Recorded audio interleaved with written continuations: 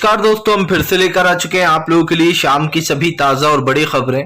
फटाफट अंदाज में एक एक कर बताएंगे आपको आज देश और दुनिया से क्या बड़ी खबरें निकलकर सामने आ रही हैं। लेकिन उससे पहले दोस्तों एक नजर डालेंगे सुर्खियों पर।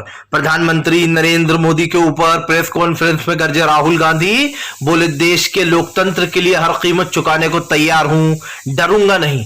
वहीं पर अगली बड़ी खबर में हम आपको बताएंगे दोस्तों, बहन प्रियंका गांधी ने मोदी सरकार को सोशल मीडिया पर जमकर धोया, बता दिया देश का सबसे बड़ा कायर और तानाशाह। वहीं पर अगली बड़ी खबर में हम आपको बताएंगे दोस्तों, मोदी सरकार ने राहुल गांधी की सदस्यता रद्द कर विपक्ष को कर दिया एकजुट।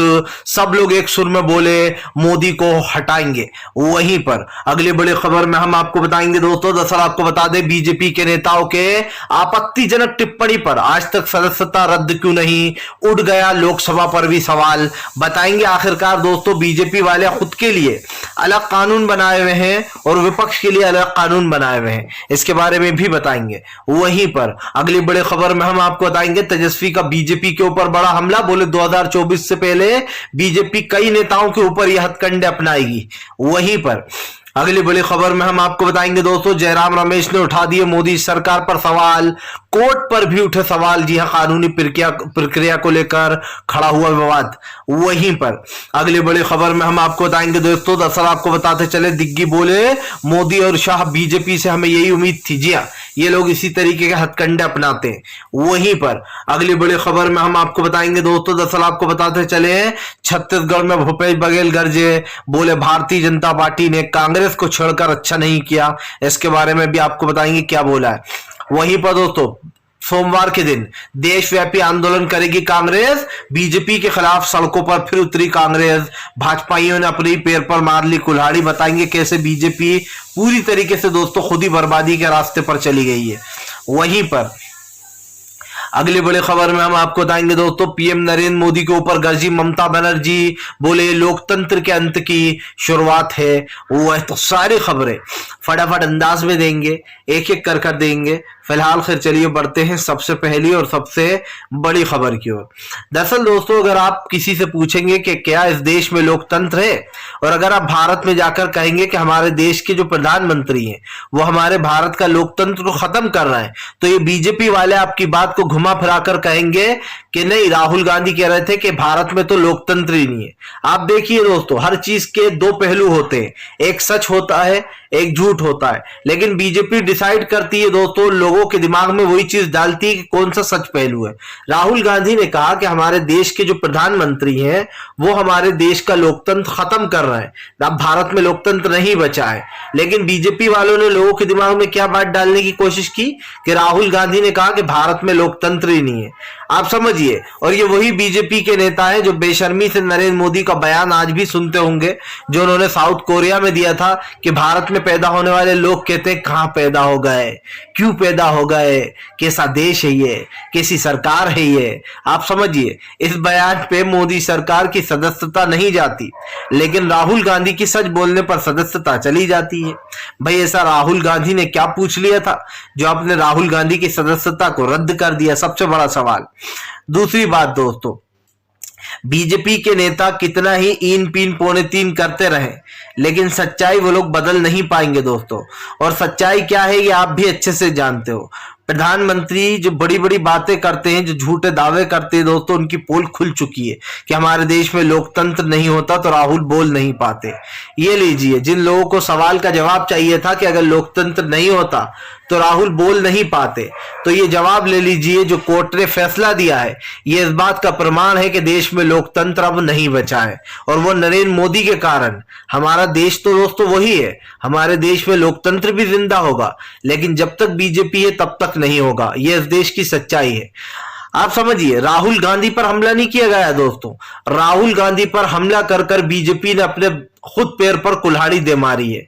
क्योंकि दोस्तों कहते हैं कि जब तक चीज में, आप कहते हैं ना दोस्तों, जब हवा आती है तो आग को और ज्यादा सुलगा देती है, नरेंद्र मोदी ने वही कर दिया है।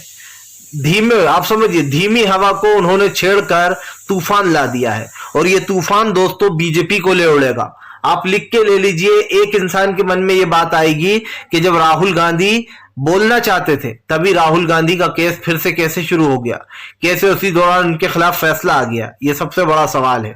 चलिए बढ़ते हैं एक और अगली बिग ब्रेकिंग की तरफ। बता दोस्तों अगली जो बड़ी खबर निकल कर आ रही है, आपको बता दो दोस्तों, प्रियंका गांधी ने किया धमाका, मोदी सरकार के मंत्री और मोदी सरकार को लपेटा।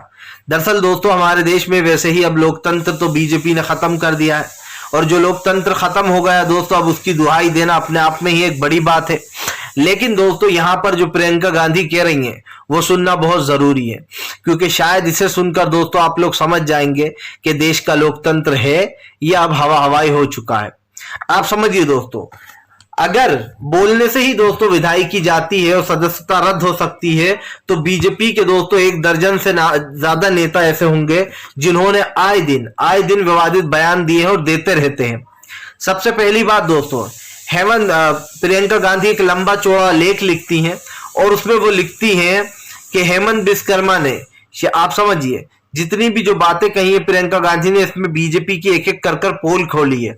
उसमें आपको बता दें, प्रियंका गांधी आग बबूला होकर कहती हैं कि हेमंत विश्वकर्मा ने शहीद प्रधानमंत्री के बेटे को देशद्रोही मीर जाफर कहा। आपकी एक मुख्यमंत्री ने सवाल उठाया कि राहुल गांधी का पिता कौन है। ये आपको बता दें दोस्तों, सवाल उठाया था हेमंत विश्वकर्मा ने कि राहुल गांधी का पिता कौन है। कश्मीरी पंडितों के रिवाज निभाते हुए एक बेटा पिता की मृत्यु के बाद पगड़ी पहना अपने परिवार की परंपरा कार्यक्रम रखता है वाले संसद में आपने पूरे, आप समझिए प्रधानमंत्री को बोल रही है प्रियंका गांधी कि आपने पूरे परिवार और कश्मीरी पंडित समाज का अपमान करते हुए पूछा कि वे नेहरू का नाम क्यों नहीं रखते, लेकिन आपको किसी जज ने 2 साल की सजा नहीं दी। आपको सांसद से जिस क्वालिफाई नहीं किया जाता है, राहुल गांधी के सच्चे देशभक्त की तरह अडानी की लूट पर सवाल उठाया, नीरव मोदी और मेहुल चोकसी पर सवाल उठाया। क्या आपका मित्र गौतम अडानी देश की संसद और भारत की महान जनता से बड़ा हो गया है कि उसकी लूट पर सवाल उठाओ तो आप बौखला गए। आप मेरे परिवार को परिवारवादी कहते हैं। ध्यान दीजिए, इस परिवार ने भारत के लोकतंत्र को अपने खून से सींचा है। आप खत्म करने में लगे हैं इस परिवार को। भारत की जनता की आवाज बुलंद की है और पुष्पों से सच्चाई की लड़ाई लड़ती आ रही है कांग्रेस। हमारी रगों में जो खून दौड़ता है उसकी एक खासियत है कि आप जैसा कायर, आप समझिए दोस्तों, इन शब्दों पर गौर दीजिए जो प्रियंका गांधी ने लास्ट में लिखे हैं। हमारी रगों में जो खून दौड़ता है वो आप जैसा कायर, सत्ता लोभी, तानाशाह के सामने नहीं झुका है और ना कभी झुकेगा। आप कुछ भी कर लीजिए। ये इतना बड़ा लंबा चौड़ा लेख जो है वो प्रियंका गांधी ने लिखा। अब अगर आप इस लेख को दोस्तों पढ़ें तो आपको दिखाई देगा कि इसमें लिखी गई एक एक बात सच्ची है। प्रियंका गांधी ने यहां तक बोल दिया कि आप कायर हैं, सत्ता लोभी है, यानी कि सत्ता से प्यार करने वाले हैं। सत्ता को गले लगाकर रखने के लिए आप कुछ भी करेंगे, सारी हदें पार कर देंगे। आप विपक्ष को जेल में डालेंगे, दंगे कराएंगे, तमाम वो चीजें कराएंगे आप सत्ता। और ये दोस्तों ये इल्जाम तो बीजेपी पर लगता रहा है कि बीजेपी सत्ता लोभी है, उसे सत्ता से इतना प्यार है कि अब प्रधानमंत्री ने सत्ता को गले लगाकर रखा है। प्रधानमंत्री सोचते अगर सत्ता चली गई तो ना गाड़ियां होंगी, न मैं बाहर विदेशों में जा पाऊंगा, न मैं अपनी वाहवाही करवा पाऊंगा लोगों से, न लोग कहेंगे मोदी मोदी, सब कुछ बर्बाद हो जाएगा। लेकिन प्रधानमंत्री ये नहीं जानते कि बड़े से बड़े राजा रजवाड़े बर्बाद हो गए तो आप तो उनके सामने कुछ भी नहीं हो। आप इस देश के प्रधानमंत्री भले ही हो, लेकिन ये जनता जिस दिन आपको उठाकर सत्ता से बाहर करेगी उस दिन आपको कोई नहीं बचा सकता। फिलहाल चलिए बढ़ते हैं एक और अगली बिग ब्रेकिंग की तरफ। बता दोस्तों अगली जो बड़ी खबर निकल कर आ रही है, आपको बता दोस्तों केजरीवाल ने प्रधानमंत्री को बताया अनपढ़ तो भाजपाइयों को लगी मिर्ची। दरअसल दोस्तों केजरीवाल ने विधानसभा में फिर से एक बार प्रधानमंत्री को अनपढ़ बता दिया। आपको बता दें राहुल गांधी की सदस्यता जाने से पहले एक दिन पहले ही केजरीवाल ने प्रधानमंत्री को घेरा था और कहा था कि अगर इस देश का प्रधानमंत्री अनपढ़ होगा तो यही हाल होगा। और सच पूछिए दोस्तों तो ये वाजिब भी है। देखिए दोस्तों, बात अनपढ़ या पढ़े लिखे की नहीं है, बात है देश को चलाने की। और एक कम पढ़ा लिखा इंसान दोस्तों कभी भी देश को सही से नहीं चला सकता, क्योंकि उसके पास वो समझ नहीं है जो एक पढ़े लिखे इंसान के पास होती है, और ये सच्चाई है।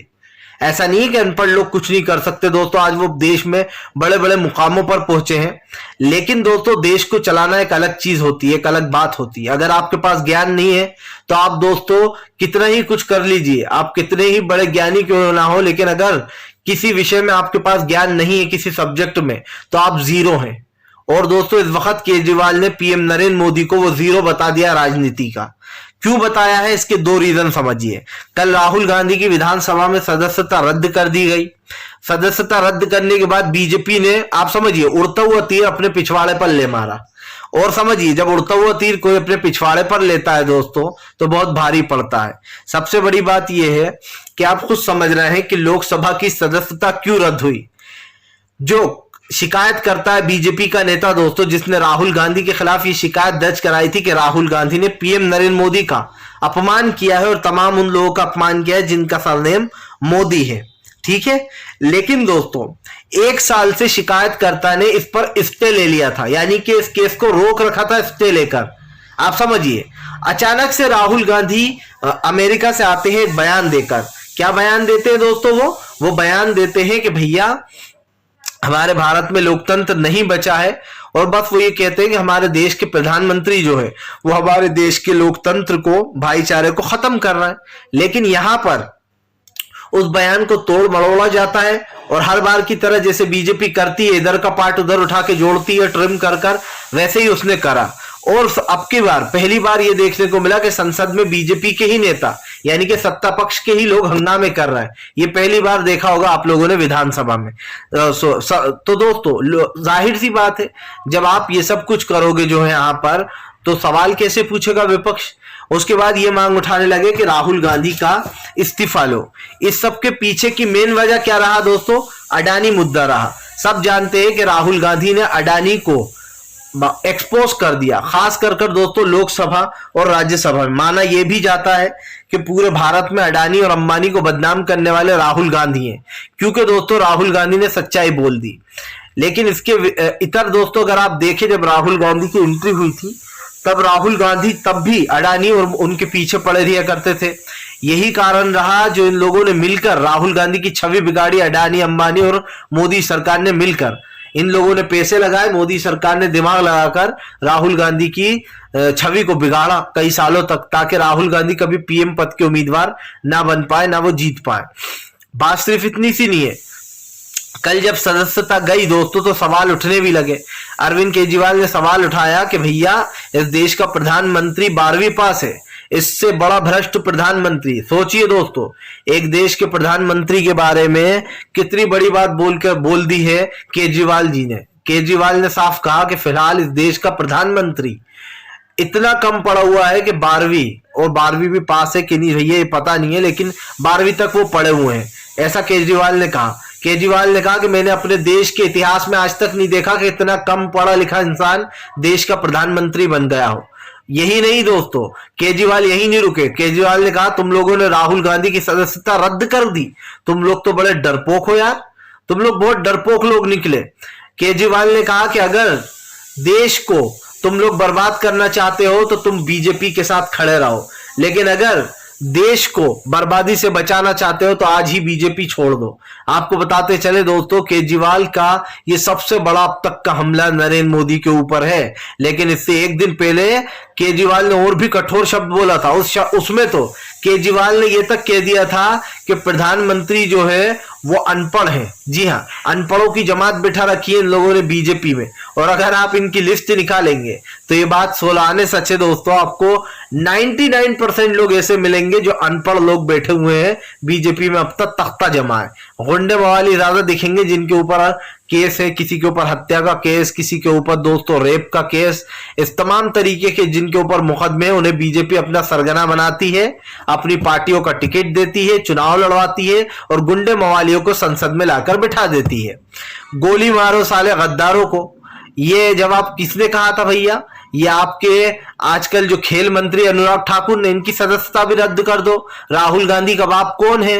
हेमंत बिस्वा शर्मा की भी सदस्यता रद्द कर दो, और खुद नरेंद्र मोदी की भी कर दो, जिन्होंने रेणुका चौधरी का सुर्पनखा बताया था। चलिए बढ़ते हैं एक और अगली बिग ब्रेकिंग की तरफ।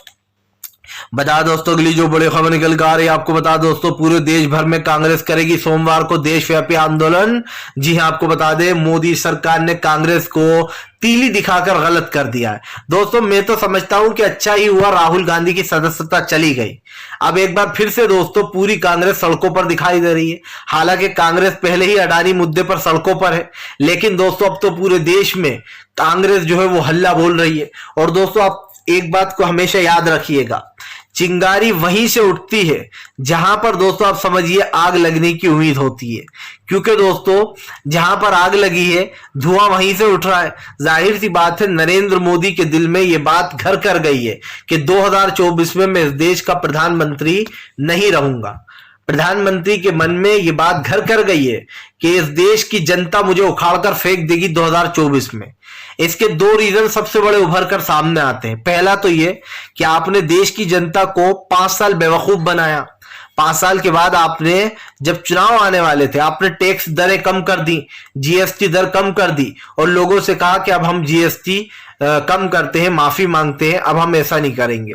जैसे ही आप चुनाव जीतकर वापस आते हो 2019 में, वैसे ही आप अपनी तानाशाही को फिर से चालू कर देते हो। जीएसटी लगाते हो, लव जिहाद कानून लाते हो, मुसलमानों को टारगेट करते हो, किसानों को टारगेट करते हो, दलितों को टारगेट करते हो और यहां तक कि ब्राह्मणों को टारगेट करते हो। उसके बावजूद भी आप कहते हो कि हम तो भैया जो है हिंदुत्व के पुजारी हैं या ठेकेदार हैं। आप ठेकेदार हो हिंदुत्व के सच में। एक आप समझिए दोस्तों, एक ब्राह्मण मां बेटी को हाथरस जैसा जिंदा जला दिया जाता है दोस्तों जो है उत्तर प्रदेश में। आप समझिए सिर्फ एक घर की जगह के लिए वो लोग झोपड़े में से नहीं निकल रहे थे तो उनको जिंदा जला दोगे। सवाल भी उठे बीजेपी पर, क्या वो हिंदू नहीं थे? क्या जिन्हें बीजेपी एक एक कर विपक्षी नेताओं को जेल में डाल रही है क्या वो हिंदू नहीं है दोस्तों? क्या हाथरस की लड़की के साथ जिन लोगों ने गैंग रेप किया, जिस लड़की को दोस्तों इंसाफ मिलना चाहिए था, उसके आरोपियों को बीजेपी छोड़कर अपना सीना ठोकती है और कहती है कि वो तो बेगुनाह थे। तो फिर दोस्तों क्या उम्मीद की जा सकती है? आप हिंदू विरोधी हो या हिंदू लवर हो? ये हिंदू भाइयों को खुद डिसाइड करना है कि बीजेपी सिर्फ वहां यूज करती है हिंदुत्व का जहां उसको वोट लेना होते हैं, और जैसे ही वोट मिल जाते हैं बीजेपी भूल जाती है कि कौन हिंदू कौन मुसलमान। सिर्फ लड़ाई दंगों में हिंदू मुसलमान वो यूज करती है, बाकी जब अपने नेताओं के बेटों को बचाना होता है रेपिस्टों को, तो बीजेपी दोस्तों हिंदू भाइयों को भी समझिए उनका बलिदान देती है। चलिए बढ़ते हैं एक और अगली बिग ब्रेकिंग की तरफ। बता दोस्तों अगली जो बड़ी खबर निकल कर आ रही है, सोशल मीडिया पर छाया राहुल गांधी। विपक्ष नेताओं के साथ साथ राहुल गांधी को मिला जनता का भी समर्थन। दरअसल दोस्तों कल से राहुल गांधी के समर्थन में एक के बाद एक ट्वीट हो रहा है। सबसे पहले अखिलेश यादव ने बीजेपी के ऊपर निशाना साधा और मोदी सरकार को देश का सबसे तानाशाह प्रधानमंत्री बता दिया। उसके बाद ममता बनर्जी ने ट्वीट किया, मोदी शाह पर तंज कसते हुए कहा कि फिलहाल ये इस देश के लोकतंत्र का अंत हो रहा है। इस देश का प्रधानमंत्री और गृह मंत्री देश के लोकतंत्र को खत्म करना चाहते हैं। उसके बाद दोस्तों राहुल की सबसे अच्छी दोस्त सौरा भास्कर जिनकी शादी में हाल ही में राहुल गांधी पहुंचे तो उन्होंने ट्वीट किया और साफ कह दिया कि फिलहाल मोदी सरकार राहुल गांधी से डर गई, डरपोक सरकार। आप समझिए यही नहीं, अरविंद केजरीवाल जितने भी विपक्ष के नेता हैं हर कोई राहुल गांधी के समर्थन में उतर गया है। सबसे बड़ी बात यह है दोस्तों कि शर्म इसलिए भी आती है कि जब लोग अदालतों पर सवाल उठाते हैं और जब आप समझिए तो अदालत का खून खोलने लगता है, जजों का खून खोलने लगता है कि अरे तुम्हारी हिम्मत कैसे हो गई अदालत से सवाल पूछने की, हम कुछ भी फैसला दें। वाह भाई, मतलब बीजेपी के नेताओं को तो आप गोद में लेकर घूमोगे और विपक्ष के नेताओं को आप सजा सुना दोगे। तो भाई सुप्रीम कोर्ट में भी इंसान ही बैठे, कोर्ट में भी इंसान बैठे हैं भाई, चाहे वो सुप्रीम कोर्ट हो, हाई कोर्ट हो या फिर दोस्तों निचली अदालतें हो। और दोस्तों ये तो आप जानते ही हैं कि मोदी सरकार अदालतों पर कैसा शिकंजा कस रही है, और निचली अदालतों पर तो दोस्तों मोदी सरकार का जोर है ही। वहां के जजों को तो मोदी सरकार 2 मिनट में कह देती है कि ये फैसला सुनाना है और वही फैसला आता है। आप देख लीजिए राहुल गांधी के फैसले में क्या हुआ। लेकिन बीजेपी के तमाम नेता आराम से सांसदी में है।